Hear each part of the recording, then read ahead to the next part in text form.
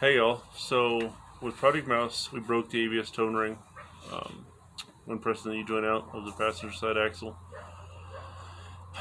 Looking at new stub shafts, tone rings, I realized I could buy a set of Chromoly shafts, probably for the price of a Dana Spicer outer stub shaft.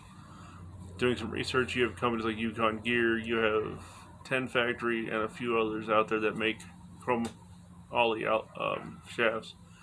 But I got a really good deal on some 10 Factory axle shafts. 10 Factory is made by Motive Gear out of Illinois. I believe it's Chicago. I picked these pair of shafts up for $3.95 for the pair. They are 4340 Chromoly shafts with a double heat treated. And when I emailed them, I wanted to know where else they add strength. And like I said, they're 4340 Chromoly. They have a double heat treat to them, which allows a little bit more torsional twist than a factory shaft, which I believe is a 1041H carbon shaft from stock. And they also add a little bit more meat around the ears of the U-joints. And they also use a full circle snap ring on the U-joints, so that way they have a better snap ring than factory. 10 Factory emailed me back and they gave me this information, but they also informed me that the reason they don't add a lot of meat to or material around the ears is so it doesn't hinder your turning, which makes sense when you think about it. They do, like I said, they do have more material in stock, but not too much so where it hinders your steering. I'm going to take you out to the back of the tailgate on my truck, and we're going to go ahead and look at the stock shafts compared to the 10 Factory shafts. I'll even show you guys the Dana Spicer tone rings I bought and how they fit into these, because I did some research and some people have said they have had problems with the tone rings fitting the aftermarket shafts. So let me take you out there and we'll check it out.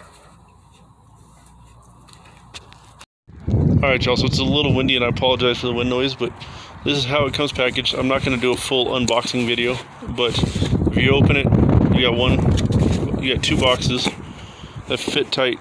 They're wrapped in paper to keep things from banging and clanging.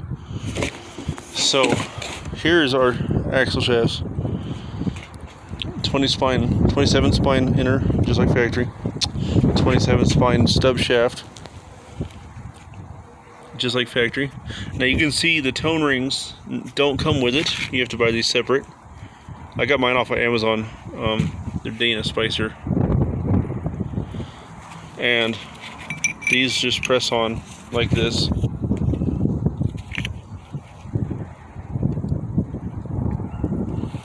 That being said, and I've got a addition to this video I'm going to add showing that I'm going to actually return these, and it'll explain why.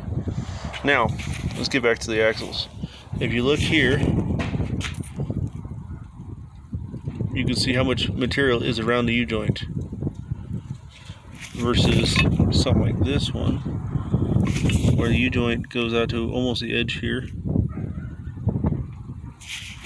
This gives you a better idea. So slightly thicker, and I mean it's on both. And then when I was talking about the snap rings, it's going to be kind of hard to get my phone in here. You guys can tell it uses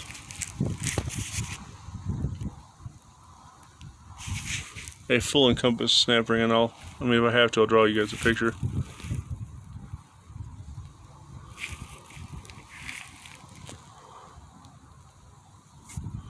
But the snap ring basically, let's do this. The snap ring comes all the way around. There you go. And meets around on one side. Versus the factory snap ring on this one, which I don't have on here because I was getting ready to press these joints. But it only goes about 3/4 of the way around on here, and they don't encompass it fully. I might have one laying in the garage, and I'll get to that and show you guys. Alright y'all, so when I was editing the video, I realized I cut out and didn't finish recording showing you guys how the stock U-joint snap rings look. So you can tell where the new 10 factory shaft U-joints fully encompass the end cap. These only go 3/4 of the way around. For those of you who are more visual. And this is just all 4 of them in a bag. Because like I said, with the factory shafts, I ordered some new U-joints. Now, the good thing about the 10 factory axle shafts is they use these 5-760X Dana Spicer U-joints. So now I have spares. Just thought I should show you guys this so you guys can see another improvement they made compared to stock. By fully encompassing the end cap, it makes them stronger, holds it more secure, a little less twist. So that being said, we're going to go ahead and get to installing these axles. And it's really simplistic. You guys, if you watch the video on my Detroit axle hub bearing install, basically it's the same process. Pull a tire, pull the brake caliper, pull the rotor, 36 millimeter socket for the axle nut, and then 3 13mm bolts holding the hub on. Pop the hub off, pull the old shaft, put the new shaft in reverse order. I'll give you guys a rundown on that as I do it step by step so you guys can see it. And this is where we're going to go from here. Hey y'all. So, this is the ABS tone ring for the front axle shaft on a Dana 30 that comes in our Jeep X-Trays with ABS. It presses on to the stub shaft, like so. And then the ABS sensor reads off the ring the highs and the lows, give it its field of range. So you guys can see the teeth. Anyways, that being said, I'm not going to be putting these back on the Jeep. After doing some much needed thought, with the plans to go to an 8 1/4 Chrysler rear end in place of the Dana 35 that has no ABS, I'm just going to delete the whole ABS system. So, I figured I'd show you guys this, so you guys know what these look like. They are replaceable, especially if you get aftermarket axle shafts, like 10 factory shafts, like the one I ordered. These can be pressed on.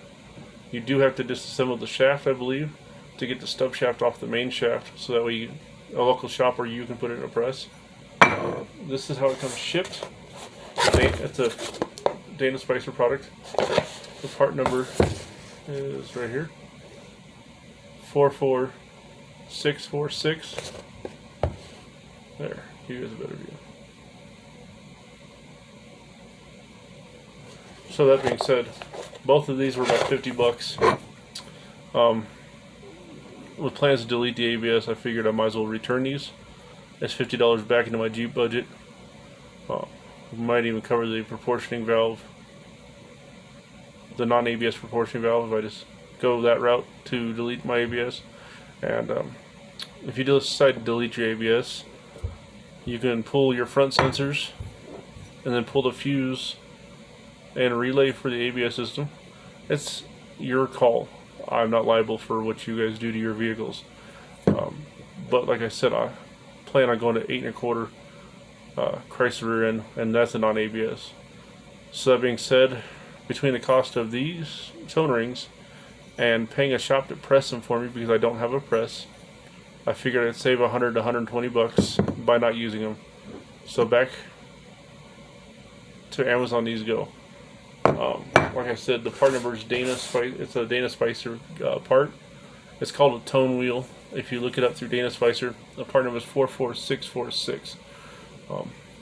Decided to include this in the video because some people do want to keep their factory ABS and, you know, want to keep it as original as possible.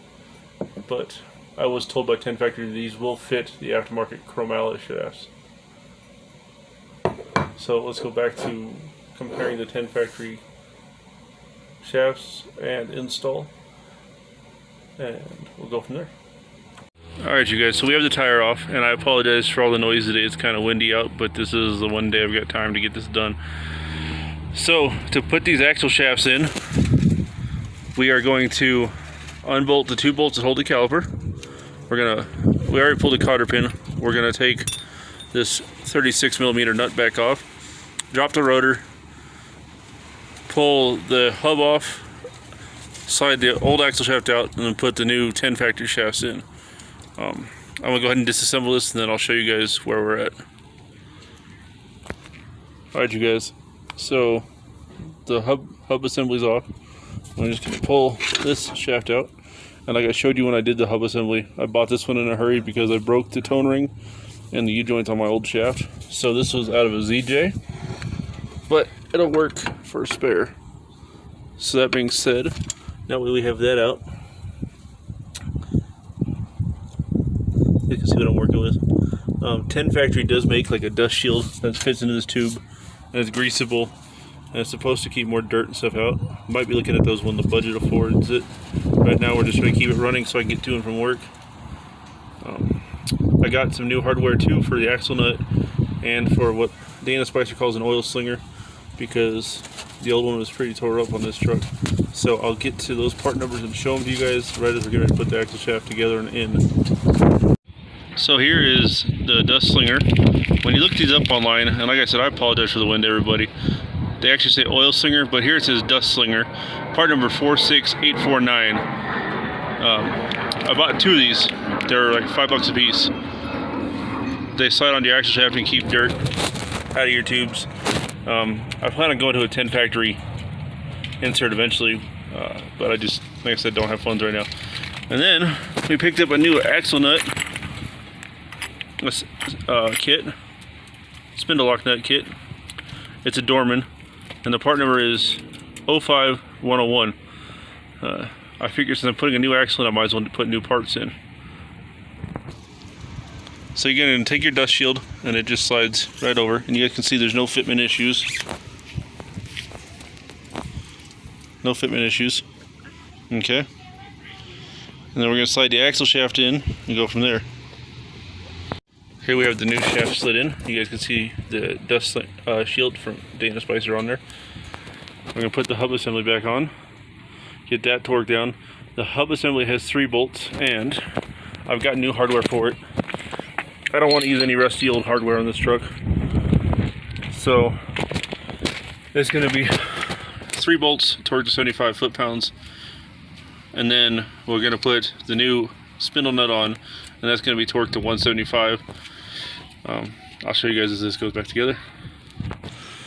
Okay, y'all, so you got 1, 2, and 3 bolts.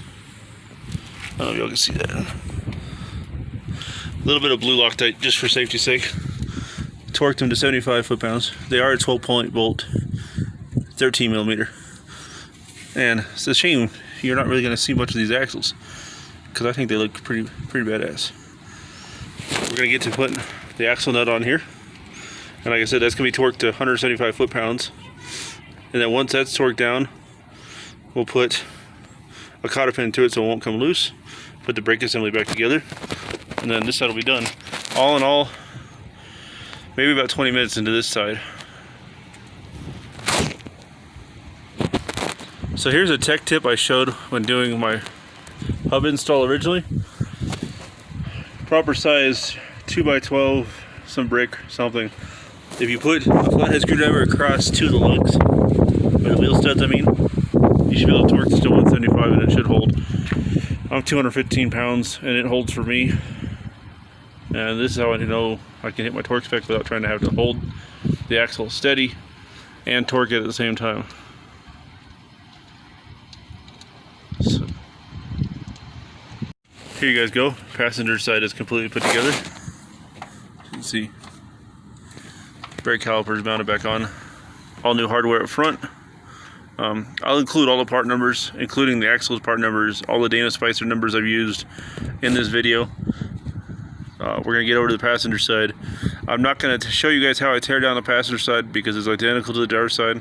But what I will do is when I get the the driver's side axle out, I will compare the driver's side axle to the 10 factory axle so you guys could check length and compare the two. And we'll get over there here in a second. Originally I wasn't going to show you the disassembly on the driver's side, but I wanted to show you this. This truck was originally an Oregon Forest Service vehicle, and then my stepdad bought it and it's set in yacht huts right on the coast. And this is exactly why I get new hardware.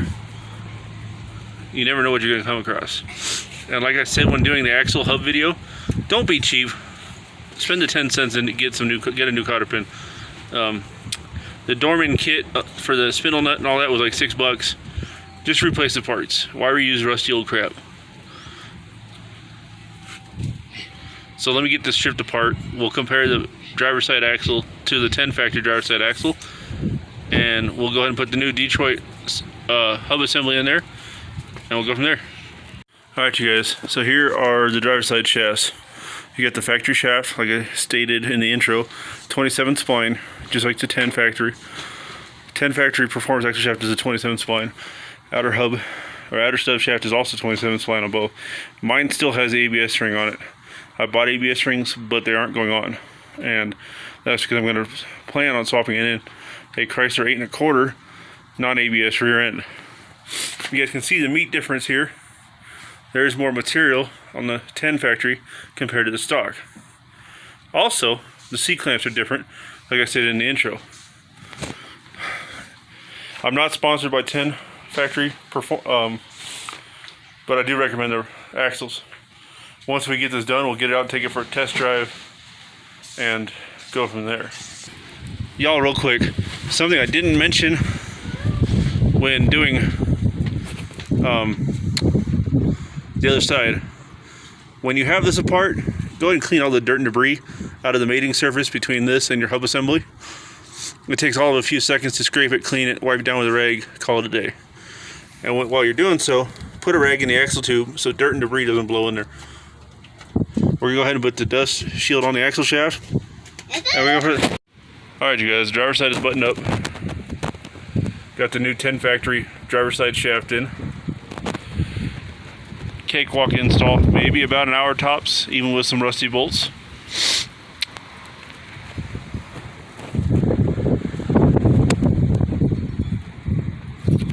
So get the tire on it. I got a small hill by the house. We can throw it four-wheel drive and make sure everything sounds all right. Driver's side is completely new, just like the passenger side. Figured while I had it apart, I might as well throw a new unit bearing in it, hub bearing. So all new cotter pins, everything.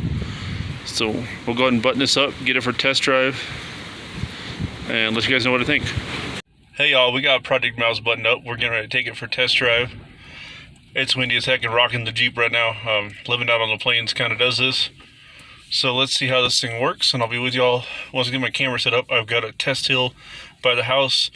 Doesn't really require four-wheel drive, but we can throw it in 4 low and let it crawl and see what it does. Be right back with you guys. Alright y'all, so we're going to put this in neutral. I know I don't need 4 low for this hill, but we're going to go ahead and do it. So we can make sure the 4-wheel drive works. A little test hill. Doesn't really give it justice, but there's about a 1 foot to bump at the top.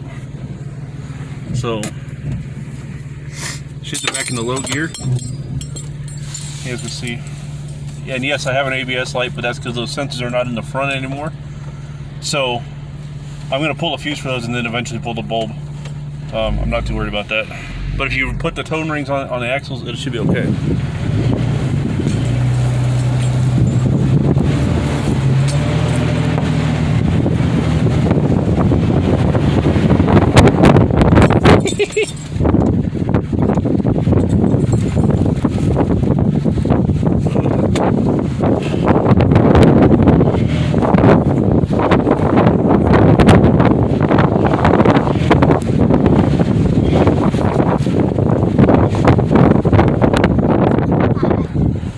No noises, clanks, or bangs other than my stepdad's and my dog tags hanging from the rearview mirror.